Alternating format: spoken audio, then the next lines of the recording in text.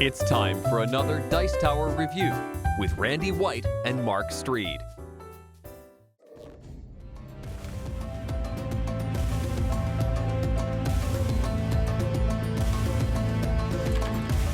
Hello folks, welcome to Board Game Corner. I'm Mark. And I'm Randy. This week we're taking a look at Posthuman. We're traveling through the wasteland, desperately trying to survive. Posthuman is brought to you by Mr. B Games and Mighty Box Games. It plays 1 to 4 players, ages 13 and up, and each game takes about 30 minutes per player. Right, so let's see if you survive or evolve. In the game of Posthuman, you are a human on a solitary journey to a promised safe house. This journey takes you through zones. The zones are tile-based and randomly generated. As you travel, you will encounter your fellow players, other humans, and of course, mutants. Encounters with mutants may inflict scars, and the more scars you have, the more post-human you will become. Will you strive to cling to humanity and make a run for the safe house, winning the game, or will you give in to the ever more tempting mutation? Join the post-human hordes and deny the win from the rest of the humans. As a human survivor, your goal is to reach a community of friendly humans living in a fortified town called the Fortress, which you and your fellow survivors have heard rumors about. However, if during the game you turn mutant, your goal becomes that of stopping the humans from reaching the fortress by turning all human players into mutants or by driving them to despair so that they give up their foolish journey. Players first select which character they would like to play. There are several to choose from with predetermined stats. Posthuman also allows you to generate your own character stats if you so choose. Place your stat tokens in their slots, calculate your health and morale, grab your starting items and skills listed on your character's card. Oh, and don't forget to grab your starting food and ammo. Now you're ready to brave the wilderness on your journey to reach the fortress. There are 2 tracks. You and your fellow humans occupy the main track in an attempt to reach the fortress first, but each player will be drawing tiles to complete their individual journeys along that path. The path is fraught with dangers and obstacles. You'll be traveling through mountains, ruined cities, flatlands, and forests. Completing encounters will gain you journey points, allowing you to move ever closer to your goal. Now the fun begins. Every round starts with an event resolution. Some of these can range from environmental or weather effects to running into weapon dealers, finding safe havens, and the dreadful feeling of being watched.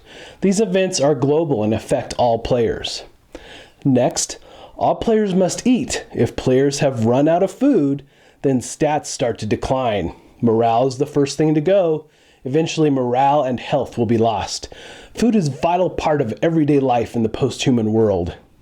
On your turn, you can choose one of 4 possible actions: camp, forage, scout, or move. Camping allows you to regain health and morale, and safe zones allow you to gain even more. You may even trade with your fellow humans as long as they are on the same terrain tile as you. As long as you've cleared all encounters from a tile, you may forage. Foraging allows you to search an area for supplies. A supplies card is drawn and hopefully you find food, ammo, weapons, or equipment. Once an area is foraged, then you've used up all the resources of that tile. Scouting is your way of looking ahead before you jump into a new area. You draw tiles equal to the number of exit points on your current tile. Lastly, you can choose to move. Hopefully you've done a proper job of scouting before doing so, or you'll be jumping into an area blind. When moving into a new area, you will most likely have to deal with encounters. These range from running into mutants, other humans, or even dealing with moral dilemmas. And here's a couple examples. You spot a figure standing on the edge of a bridge above a dry river. The man seems ready to jump. What do? You can try and persuade him to not jump, or just leave him. If you attempt to save him, you roll a mind check, rolling equal to or lower than your skill.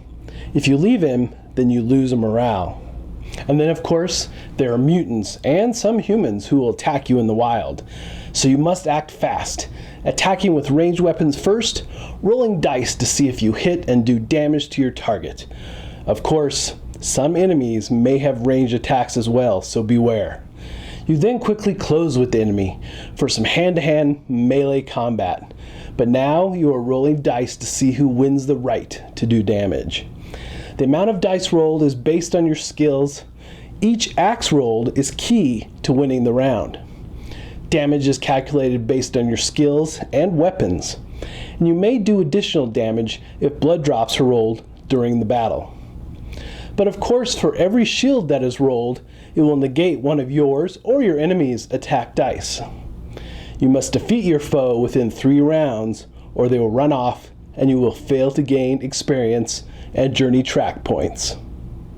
Now, during a battle, you may receive wounds or scars from the infected. Sometimes these are simple scars, but others carry deadly mutations. If you receive 5 mutation scars, you turn mutant. And your new goal is the destruction of all humans. You even have the option at 3 or 4 mutation scars to voluntarily turn post-human. This has just been an overview, just to simply give you a flavor of what some of the gameplay is like. There are many more options, types of encounters, and events throughout Posthuman, but we will leave those for you to discover on your own. All right, what do we think of this game?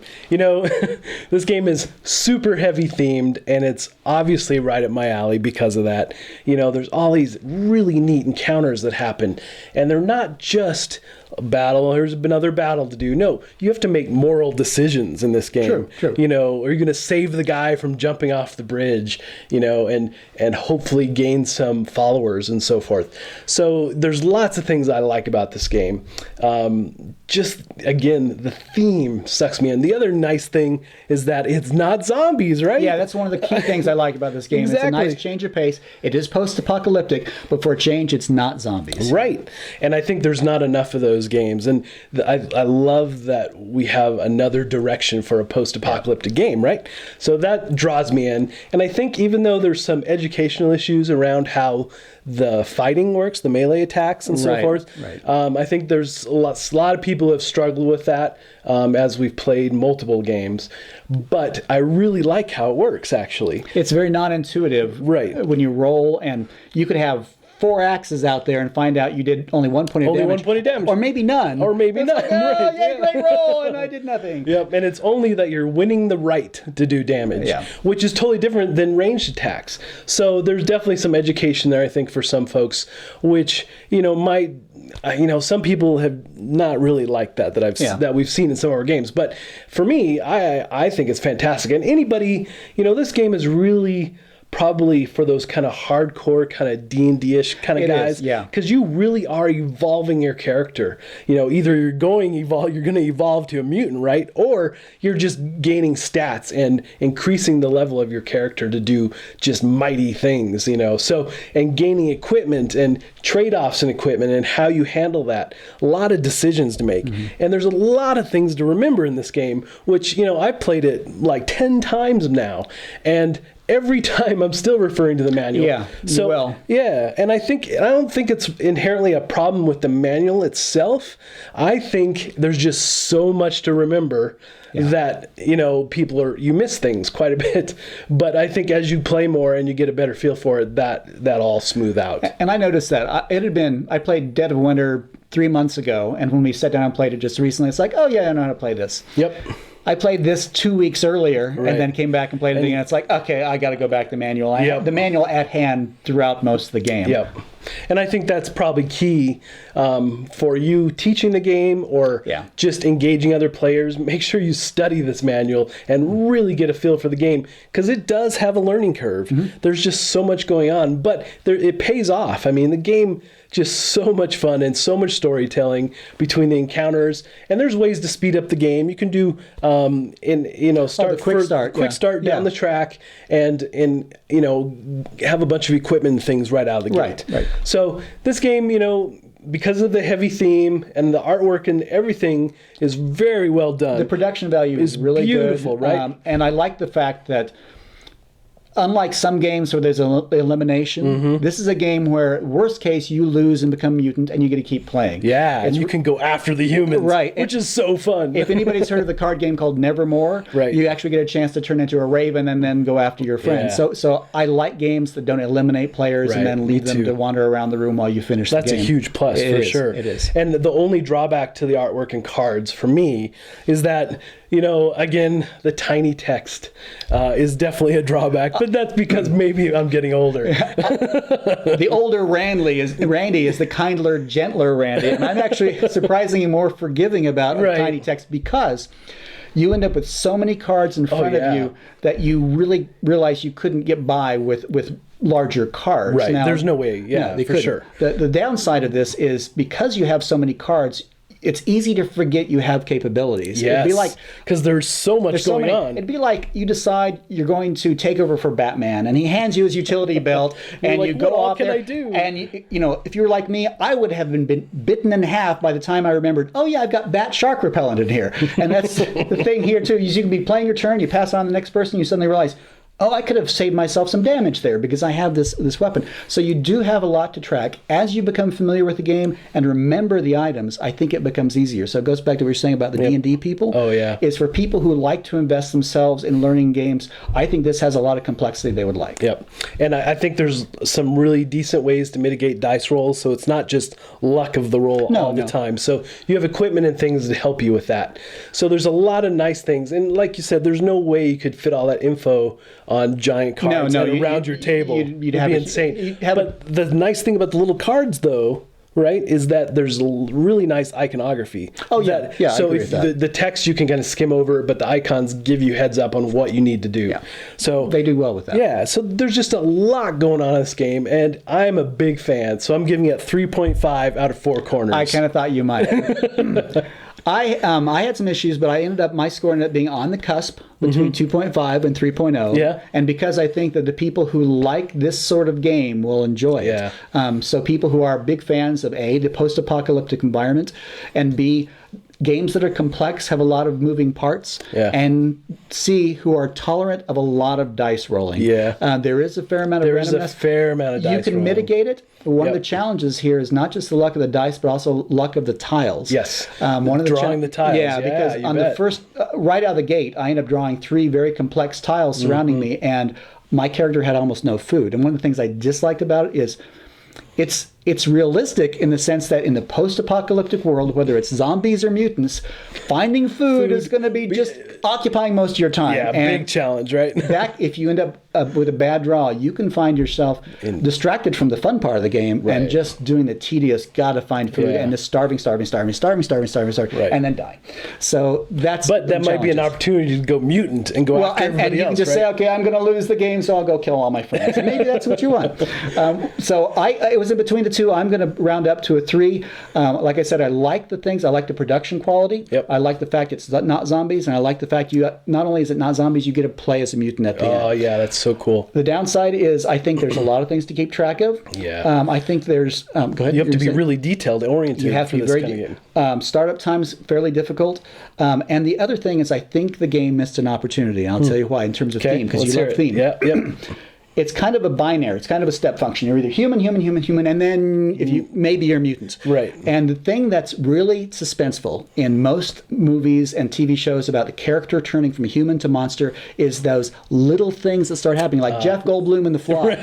He doesn't turn instantly in The Fly. He starts spitting on his food and doing stuff like that. And you're going, okay, this is challenging here. It's uncomfortable. And what I'd like to see in the game, and this is for all those you designers out there, I'd like to see, for example, a limit on the number of face-down scar cards you can have. So you can have maybe at most 2. And when you turn one up, because you have to, it has both your ultimate mutant capability, but also something, if you're still human, it might say... You're slightly turned. Yeah, exactly. So it's like you now have talons, which means you always get to do one more attack point. Right, but that would be cool. You do a roll, and there's a chance of dropping one of your weapons. Yes. You see? So as you start feeling this tension of becoming a mutant, and I think that's the sweet spot of Posthuman, is that concept of mutation. So I'd like to see them focus on that. The nice thing about that, though, is that you have opportunity to turn early.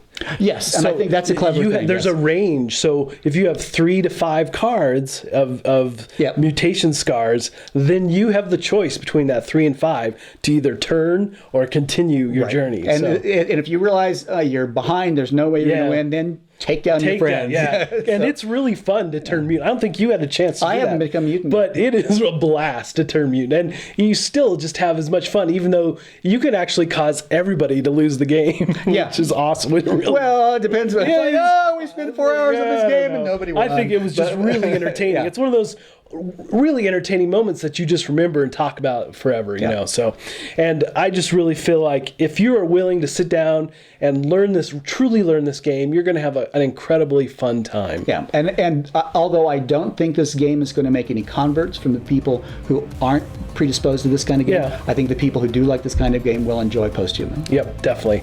Well, folks, that's our review this week. Hope you enjoyed it. And until next time, we'll see you at the table.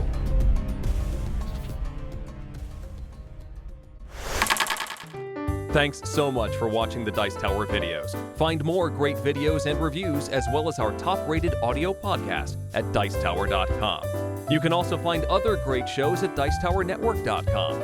I'm Eric Summerer, and you've been watching The Dice Tower. The Dice Tower is sponsored by Cool Stuff Inc., where you can find great games for great prices. Cool stuff in stock. Check them out at CoolStuffInc.com.